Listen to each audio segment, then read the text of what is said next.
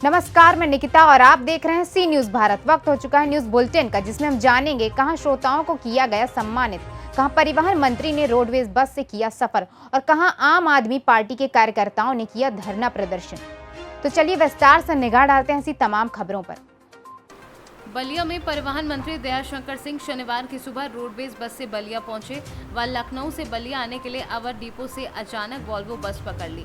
परिवहन मंत्री के बस में बैठते बस स्टेशन पर रोडवेज कर्मी हरकत में आ गए। इस लंबी और रात्रि की यात्रा के दौरान उन्होंने रोडवेज की व्यवस्था व बसों में यात्रियों को मिलने वाली सुविधाओं को नजदीक से देखा। उन्होंने सख्त हिदायत दी कि यात्रियों को रोडवेज बस से यात्रा के दौरान कोई दिक्कत न हो, इसका विशेष ख्याल रखा जाए। बलिया से सीनू संवाददाता राजू गुप्ता की रिपोर्ट।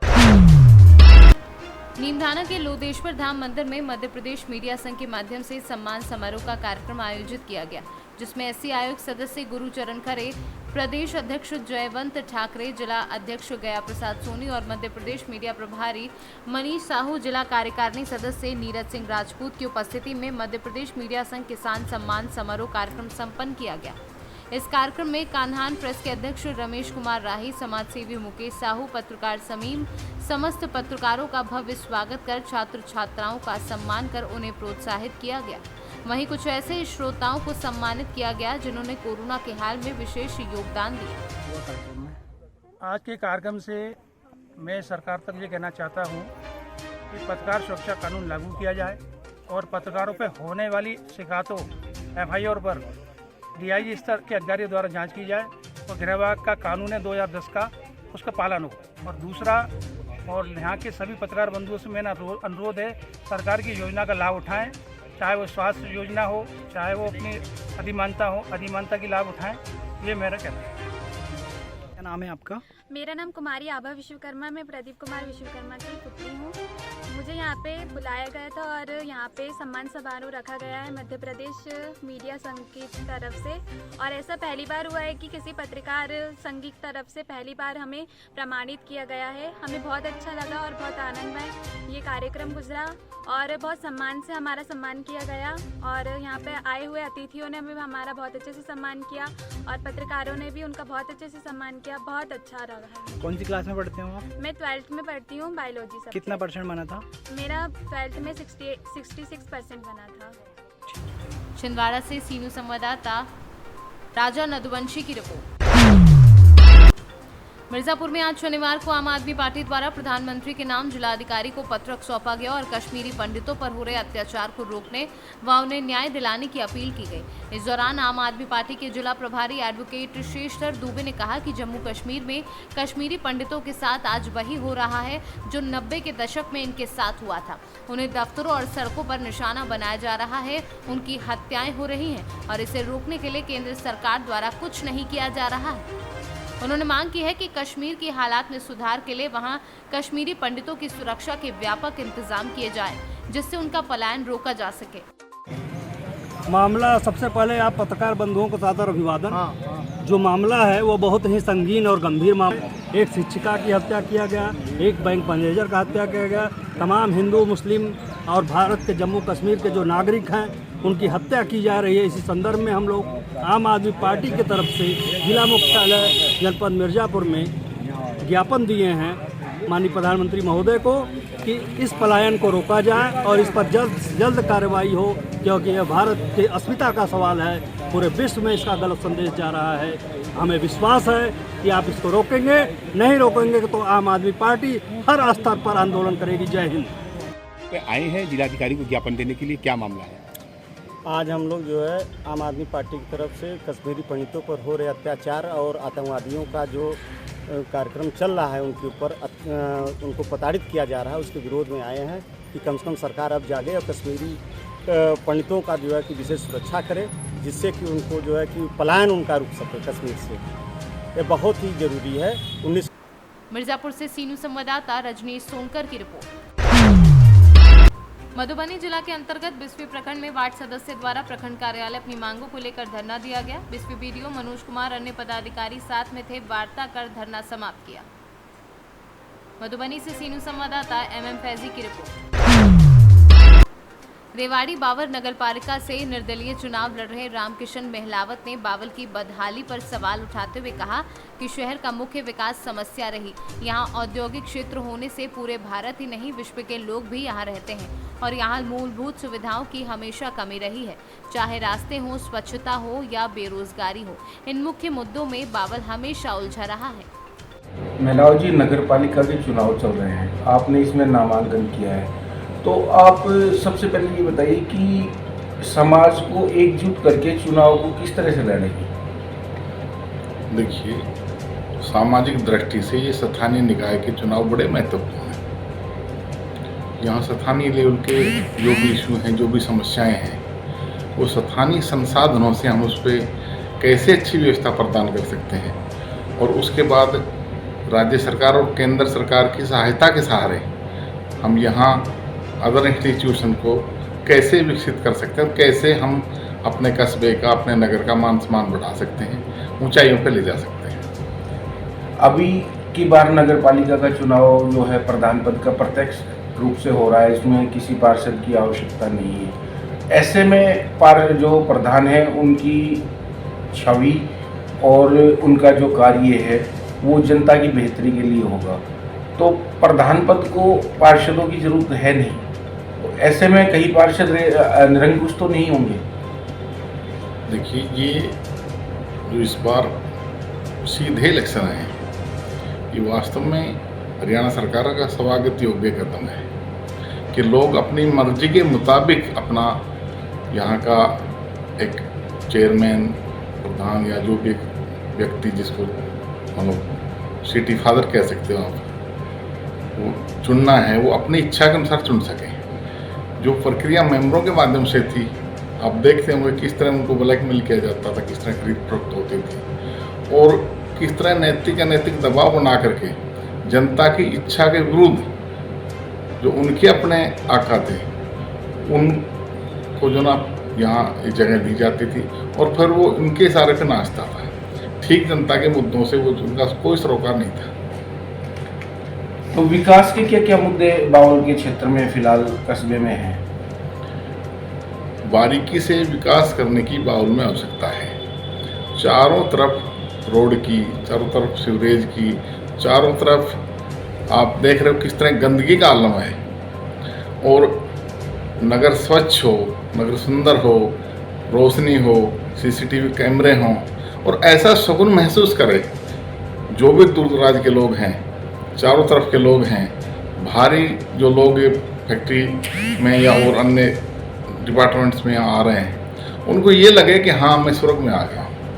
जहाँ ठीक से रास्ते, ठीक से रोशनी, सीसीटीवी कैमरे, सुरक्षा और एक माहौल क्रिएट करने की ज़रूरत है। माहौल क्रिएट होगा तो हमारे शहर का विकास होगा, यहाँ बाहर के लोग आएंगे और एक अच्छी मार्केट डेवलप होगी, अच्छा यहाँ जो वातावरण मिलेगा तो यहाँ व्यापारिक प्रतिष्ठान पनपेंगे और किसान को भी, आम आदमी को भी उस सारे का अच्छे शहर में लाभ मिलेगा। बावल एक औद्योगिक क्षेत्र है, लगभग इसको छोटा हिंदुस्तान भी कहा जाता है, हर क्षेत्र से यहाँ पे लोग हैं, तो अगर बावल का विकास नहीं है तो उन लोगों में क्या मानसिकता बनेगी?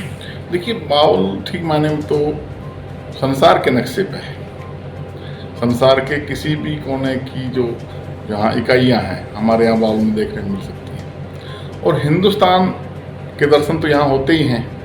यहाँ लोग बंगाल से हैं या कर्नाटक से हैं या महाराष्ट्र से हैं, मध्य प्रदेश से, उत्तर प्रदेश, तमाम जो स्टेट के लोग बावल में जो ना अपनी आजीविका देख रहे हैं। तो ऐसे में उनको ठीक व्यवस्था दी जाए, उससे हमारे यहाँ आजीविका के साधन भी बढ़ेंगे और हमारे इस कस्बे शहर का मान सम्मान भी बढ़ेगा।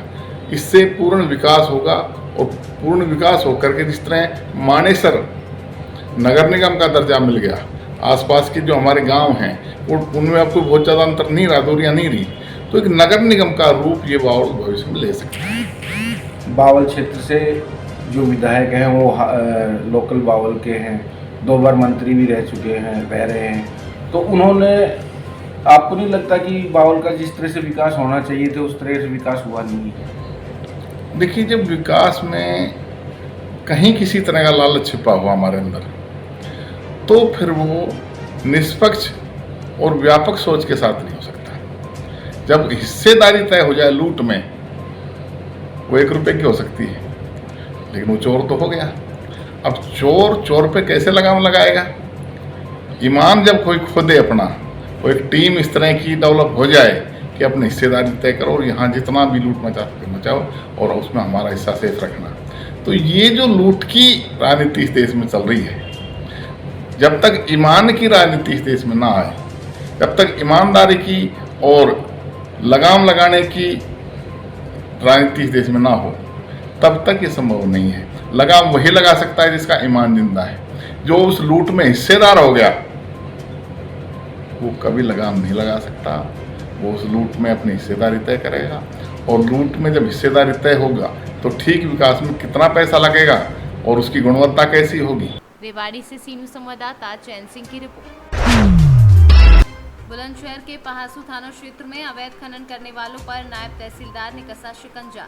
एसडीएम शिकारपुर के निर्देश पर खनन माफियाओं पर सख्त कार्यवाही। नायब तहसीलदार ने खनन कर रहे 3 डंपर पहासू थाने में कराए बंद। नायब तहसीलदार शिकारपुर का कहना है कि खनन किसी भी कीमत पर बर्दाश्त नहीं किया जाएगा। बिना अनुमति कर रहे खनन माफियाओं पर होगी सख्त कार्यवाही।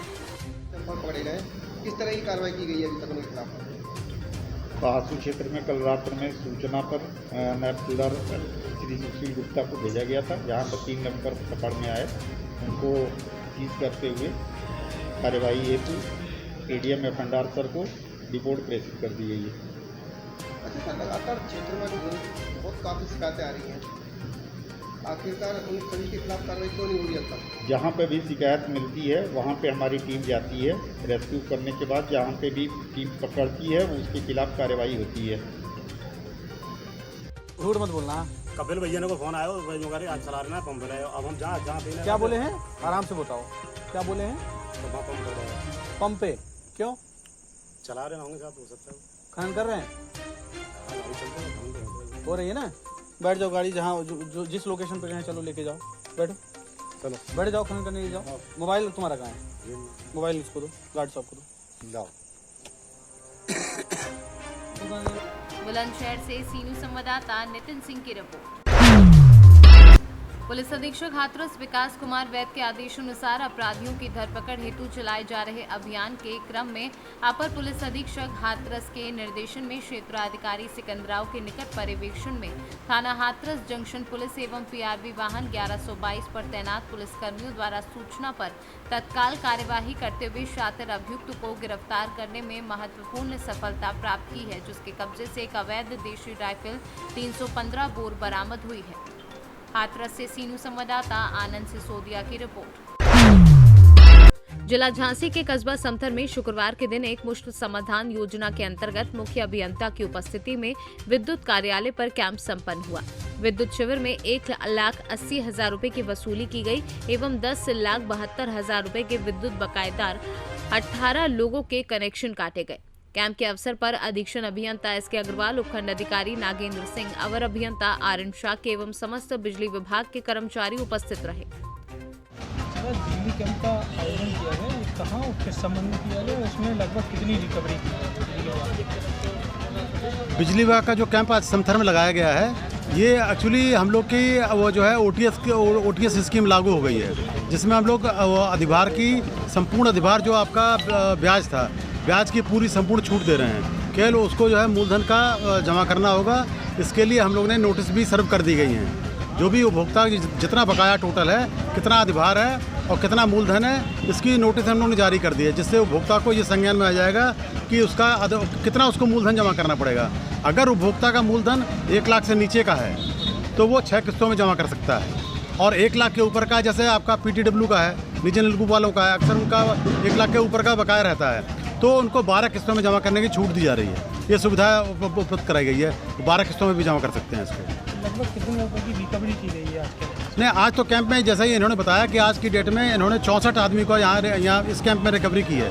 ये आज हम लोग की शुरुआत का दूसरा दिन है, जिस दिन से लागू हुई थी उसका दूसरा दिन है। और टोटल मेरा जोन है, मेरे जोन में 3 डिस्ट्रिक्ट हैं, तीनों डिस्ट्रिक्ट में मेरे 5,35,000 उपभोक्ता इस दायरे में आ रहे हैं, छूट के दायरे में आ रहे हैं, जिनका मूलधन की जो धनराशि है 7,62,00,000 है। अपने 762 करोड़ रुपए हैं वो उसकी रिकवरी हम लोग को करनी है। बाकी हम लोग जो आपका वो है ये ब्याज है उसका वेबल करेंगे। इतनी रिकवरी का टारगेट मेरे पास है, ये दिया गया है। 1 महीने की छूट है, 1 महीने के बाद के अंतर्गत भी हम लोग जो है लाइन काटेंगे, डिस्कनेक्शन करेंगे, अपनी चेकिंग जो अभियान चल रहा था वो वही करेंगे। हाई लाइन लॉस फीडर है उसमें भी कार्रवाई चलती रहेगी। साथ साथ सारी एक्टिविटीज़ मेरे एक साथ चलेगी। और सभी हम लोग अपील कर रहे हैं जनप्रतिनिधियों को भी हम लोग वो आपका ऊर्जा मंत्री जी का पत्रक दे रहे हैं। ऊर्जा मंत्री जी ने हमारे वो अनुरोध किया सभी उपभोक्ताओं से कि सभी लोग इस लाभ का, इस जो है OTS का लाभ। झांसी से सी न्यूज संवाददाता शुभम त्रिपाठी की रिपोर्ट। मिर्जापुर जनपद शहर कोतवाली पक्की सराय निवासिनी गुड्डी देवी पत्नी गणेश तहसील दिवस पर लेखपाल द्वारा रिपोर्ट लगाए जाने के 6 माह से लगा रही चक्कर। बता दें कि गुड्डी देवी लगभग 5 वर्ष पहले प्रधानमंत्री आवास योजना का फॉर्म भरी थी, जिसमें लेखपाल द्वारा पात्र होने का रिपोर्ट भी लगाया गया था। शनिवार को सदर तहसील परिसर पर पहुंचकर गुड्डी देवी ने अपनी पूरी व्यथा बताई। क्या नाम है आपका? आप तहसील दिवस पे आई हैं, क्या मामला है बताइए? मेरा मामला यही है कि अभी आवास भरे हैं, हमारा आए नहीं, 4 बार एप्लीकेशन दे चुके, 6 साल हो गया, अभी तक परेशान है। बार बार बूढ़ा ऑफिस जा रहे हैं, वहाँ पे वही नहीं पहुँचा है अभी तक। तो ये लोग क्या बोल रहे हैं? ये लोन भेज दिए मगर आए नहीं। तो डूडा ऑफिस गई थी आप? हाँ, वहाँ नहीं नहीं पहुँचा है डूडा ऑफिस। किसने कहा कि भेज दिए? यहाँ से बोल रहे हैं कि भेज दिए और वहाँ जा रहे हैं तो नहीं आए। मिर्जापुर से सी न्यूज संवाददाता गौरव श्रीवास्तव की रिपोर्ट। सुपौल ठाकुरबाड़ी प्रांगण में श्री श्याम परिवार ने आगामी 5 जून को 18 जून तक श्याम बाबा मंदिर सुपौल में प्राण प्रतिष्ठा महोत्सव मनाया जाएगा, जिसमें मीडिया प्रभारी पवन अग्रवाल, प्रेस कॉन्फ्रेंस के माध्यम से अध्यक्ष दामोदर प्रसाद अग्रवाल, उपाध्यक्ष विनोद दोषी, कोषाध्यक्ष दीपक अग्रवाल, सचिव संजय अग्रवाल, पूर्व सचिव संदीप मोहन के साथ कहां जहां वहां राह जैसे संध्या को पाकर हम लोगों ने यहां से बाबा का चमत्कार जैसा प्रतीत हुआ और आज हम लोग पुनः श्याम बाबा के ऊर्जावान कार्यकर्ताओं ने निर्धारित कार्यक्रम के माध्यम से पूरे शहर वासियों को आमंत्रित करते हुए श्रद्धा सुमन अर्पित किए। जानकारी करने के लिए हम लोग यहाँ उपस्थित हुए। कितने दिवसीय का कार्यक्रम है? ये 6 दिवसीय है।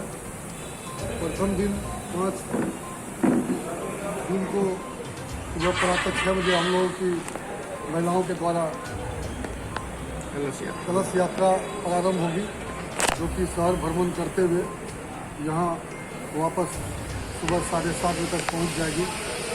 इसके पश्चात यहाँ पूजा अर्चना कलश यज्ञ कार्यक्रम प्रारंभ हो जाएगा और यह यज्ञ कार्यक्रम 8 तारीख तक चलेगा। 9 तारीख को सुबह हम लोगों की हिंदुस्तान यात्रा है, जो पूरे नगर का भ्रमण करेगी, बहुत ही आकर्षक होगी। उसमें राजस्थान के सूरतगंज से भी हमारे कुछ कलाकार आ रहे हैं भाग लेने के लिए। इस कार्यक्रम में शरीक होने के लिए पूरे शहरवासियों में भारी उत्साह है। दूर दूर से इसमें शामिल होने के लिए बहुत से हर घरों में मेहमान आ रहे हैं इस कार्यक्रम को देखने के लिए, इस कार्यक्रम में शामिल होने के लिए। 10 तारीख के संध्या बाबा की प्राण प्रतिष्ठा आयोजन है। पूरे निष्ठा भाव से पूजा अर्चना के साथ संध्या 4 बजे उनको स्थापित किया जाएगा। इसके पश्चात जोत प्रोग्राम होगा और उसी दरमियान संध्या 6 बजे से हम लोगों का जागरण प्रोग्राम, जिसमें कि हमारे बहुत ही प्रतिष्ठित कलाकार सब आ रहे हैं। सुपौल से सीनू संवाददाता प्रियंका कुमारी की रिपोर्ट। स्वर्गीय अमीरचंद गुप्ता की स्मृति में बलिया जिला बस्ती गांव पहुंचे भाजपा प्रदेश संगठन के महामंत्री सुनील बंसल ने सामुदायिक भवन का भूमि पूजन किया। इस दौरान सांसद वीरेंद्र सिंह मस्त, रविंद्र कुशवाहा एवं प्रदेश सरकार के मंत्री दयाशंकर सिंह सहित भाजपा के सभी पदाधिकारी एवं कार्यकर्ता मौजूद रहे। वहीं सुनील बंसल ने कहा कि संघ के प्रचारक के रूप में स्वर्गीय अमीरचंद ने कला और विचार के क्षेत्र में बहुत महत्वपूर्ण काम किया है। मैं आज इस अवसर पर उनको श्रद्धांजलि अर्पित करता हूँ। जीवन समर्पित कर दिया, क्या कहना चाहेंगे सर उनके बारे में? मैं यहाँ के सांसद माननीय वीरेंद्र मस्त जी को बहुत बहुत धन्यवाद देता हूँ, क्योंकि उन्होंने अमीरचंद जी जैसे एक संघ के वरिष्ठ प्रचारक के नाम पर एक संसद भवन यहाँ पर आज स्थापित किया। ये उनका मूल गाँव है। अमीरचंद जी ने कला क्षेत्र के लिए और एक विचार के लिए बहुत महत्वपूर्ण काम किया है। मैं आज इस अवसर पर उनको श्रद्धांजलि देता हूँ। बलिया से सीनू संवाददाता आनंद दुबे की रिपोर्ट। कानपुर में उपद्रवियों द्वारा शांति भंग करने की घटना पर प्रदेश सरकार के परिवहन मंत्री दयाशंकर सिंह ने कहा कि इस प्रदेश में कोई कानून व्यवस्था का उल्लंघन करेगा उस पर सख्त से सख्त कार्यवाही होगी। किसी को भी कानून के साथ खिलवाड़ करने का छूट नहीं। इस मामले पर स्वयं संज्ञान लिया और कड़ी कार्यवाही हो रही है। यूपी में कानून का राज स्थापित है। कुछ अराजक तत्व जानबूझकर इस प्रकार की हरकत कर रहे हैं। कानपुर में जो है वो दंगा उपद्रव करने की कोशिश की गई, क्या आपका कहना है इस पर जो है? देखिए, इस प्रदेश में कोई भी यदि कानून व्यवस्था को उल्लंघन करेगा, चाहे कोई भी व्यक्ति हो, उस पर सख्त से सख्त कार्रवाई होगी और किसी को भी कानून के साथ खिलवाड़ करने का कोई छूट नहीं है। और इस पर माननीय मुख्यमंत्री जी ने इस पर संज्ञान लिया है और सख्त कार्रवाई हो रही है और किसी को भी बर्दाश्त नहीं किया। लेकिन कल प्रधानमंत्री राष्ट्रपति सभी कानपुर में मौजूद थे, उसके बावजूद जिस तरीके से ये उपद्रव किया गया, तो क्या आपको लगता है ये बड़ी साजिश थी? कानून का राज स्थापित है। कुछ अराजक तत्व जानबूझ करके इस तरह की हरकत कर रहे हैं, लेकिन इस तरह की हरकत करने वालों को सरकार निपटना चाहिए। बलिया से सीनू संवाददाता आनंद दुबे की रिपोर्ट। बड़ी खबर बगाहा से है, जहां वाल्मीकि नगर थाना क्षेत्र के नारायणपुर में शराब के नशे में धुत होकर कुछ लोगों ने एक महिला के साथ गाली गलौज और उसके साथ छेड़छाड़ की। महिला के साथ नशे में चूर होकर छेड़खानी करने का मामला सामने आने पर पुलिस के भी होश उड़ गए हैं, जिसका विरोध करना महिला के पति को महंगा पड़ गया है। नशेड़ियों ने मिलकर महिला के पति के साथ बुरी तरह मारपीट कर उसे घायल कर दिया है। घायल को स्थानीय स्तर पर प्राथमिक उपचार किया गया है। उसको आप अलग से ले लेंगे, उसका काम हो गया है, डिटेक्शन हो गया है, सारी बातें हो गई हैं। वो ये मंच नहीं है, उसके लिए एसपी सर बोलेंगे, मैं आपको बता दूँ। बिहार से सीनू संवाददाता समीउल्लाह हाशमी की रिपोर्ट। घटना रात 11 बजे की है। खाते गांव से 5 किलोमीटर दूर संदलपुर में 20 लोगों ने शराब पीकर हमला किया है। सपेरा जाति के घर में घुसकर तोड़फोड़, लेडीज के ऊपर अत्याचार किया है, उनके कपड़े फाड़ दिए। उसके घर के लोग बीच बचाव करने आए और उसके ऊपर भी लाठी पत्थरों से हमला कर दिया। कोरको समाज के लोग सालक और राजू दाबड़ा, विनोद सज्जन ने हमला किया है। शराब पीकर ये पूरा हंगामा किया गया है। तो तू नाम जी, आपके साथ में क्या हुआ? साहब ना सर रोटी खा रहा था, वहाँ बच्चे खाए, हमारे बाल बच्चे को मारा उनने जी। तो हम रोटी खाते खाते समझाने गए बाबूजी जी, तो हमें ऊपर भी लठ दिया साहब।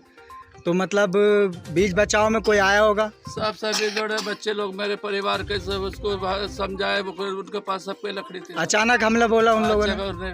नशे में थे? पूरे नशे थे साहब, दारू पी के वहाँ बैठे थे सब। क्या नाम है उनका? लक्ष्मण सेठी जी, सालक। उनकी जाति क्या है? कोरकू ठाकुर है। कोरकू ठाकुर। सुजान जी। और भी बहुत सारे लोग थे जी। नाम क्या आपका? रूपाबाई संदलपुर रहती है। क्या मामला आपके साथ में क्या हुआ? मेरे साथ में सब रोटी खा रहे थे, झूमा झटकी 25-30 इंसान आए शराब पी के और हमारे साथ में झूमा झटकी करे साहब। हम चिल्लाया बचाओ बचाओ, छोरा हम रोटी खा रहे थे साहब, तो रोटी खाता खाता वो उठा तो बच्चा को भी खूब मारा साहब, हमको भी खूब मारा। ये लड़ाई पहले से थी या अचानक हुई? अचानक ही हुई, अचानक ही हुई लड़ाई। पहले विरोध नहीं था? नहीं था, अच्छे बोलते थे। अच्छे बोलते थे। हाँ। फिर और कितने लोगों को चोट पहुंचाए उन लोगों ने? पूरे परिवार को पहुँचाया, खिड़की तोड़ दिया, दरवाजा एक तोड़ दिया, मेरे चोट पहुँचाया, मेरी लाड़ी को चोट पहुँचाया, मेरी दूसरी लाड़ी को चोट पहुँचाया, मेरी तीसरी लाड़ी की चोट पहुँचाया। देवास से सीनू संवाददाता घनश्याम शर्मा की रिपोर्ट। सदर अस्पताल के ट्रामा सेंटर में शुक्रवार की रात मोबाइल की रोशनी में मरीजों का इलाज किए जाने का वीडियो वायरल होने के बाद डीएम धर्मेंद्र कुमार शनिवार को जांच के लिए सासाराम के ट्रामा सेंटर पहुंचे। हालांकि उनसे पहले जिला प्रशासन की एक टीम पूरे मामले की जांच कर रही थी, लेकिन डीएम को लगा कि ये मामला बहुत संगीन है, इसलिए इसे अपने स्तर से देखा जाना चाहिए। जिसके बाद डीएम धर्मेंद्र कुमार ने सदर अस्पताल के ट्रामा सेंटर पहुंच मामले की जानकारी ली। निरीक्षण के बाद डीएम धर्मेंद्र कुमार ने बताया कि शुक्रवार की रात्रि में मोबाइल की रोशनी में मरीजों के इलाज होने की खबर वायरल होने के बाद उसकी सत्यता की जांच करने के लिए ट्रामा सेंटर पहुंचे थे। कुछ तकनीकी समस्याओं के कारण बिजली में खराबी आई, जिस कारण से कुछ देर तक विद्युत का संचरण सही तरीके से नहीं हो सका।